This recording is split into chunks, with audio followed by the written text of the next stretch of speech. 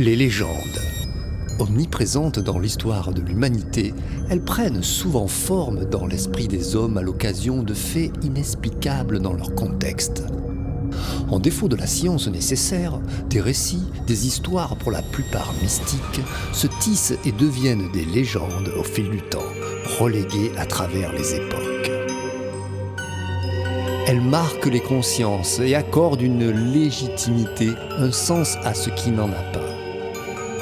La légende de la coulobre, créature hideuse s'il en est, serait cependant d'une toute autre nature, ébauchée à des fins plus théocratiques. Au Moyen-Âge, l'Église est puissante. Si l'État s'affaire à l'économie du royaume, à la défense de ses terres et à ses propres conquêtes, l'Église établit un cadre strict de comportement social des citoyens et impose ses normes de croyance, ne tolérant aucun culte autre que celui du Dieu unique, créateur de toutes choses sur terre. Dogme qu'elle fait, si nécessaire, appliqué par le bras armé du roi. Mais en présence d'une population naïve et souvent dénuée de toute instruction, la force laisse le pas à la ruse pour ramener les brebis égarées. L'un des cultes les plus répandus de cette période est celui de l'eau, synonyme de vie, de fécondité et de pureté.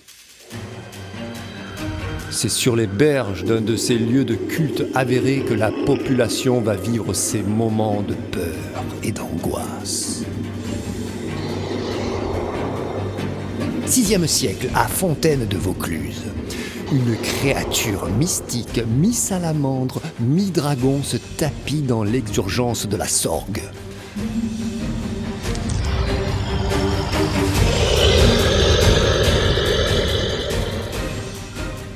La coulobre, ainsi nommée, vit à l'abri des regards, ne sortant que la nuit pour se sustenter.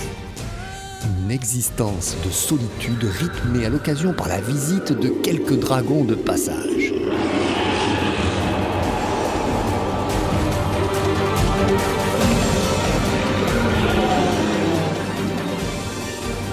De l'union avec l'un d'entre eux naîtra une belle salamandre à la peau ébène et or.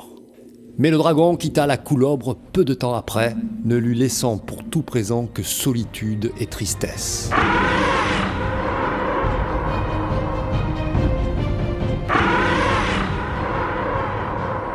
Elle se mit alors en quête d'un nouveau compagnon, mais tous les prétendants s'enfuirent devant son physique si peu amène.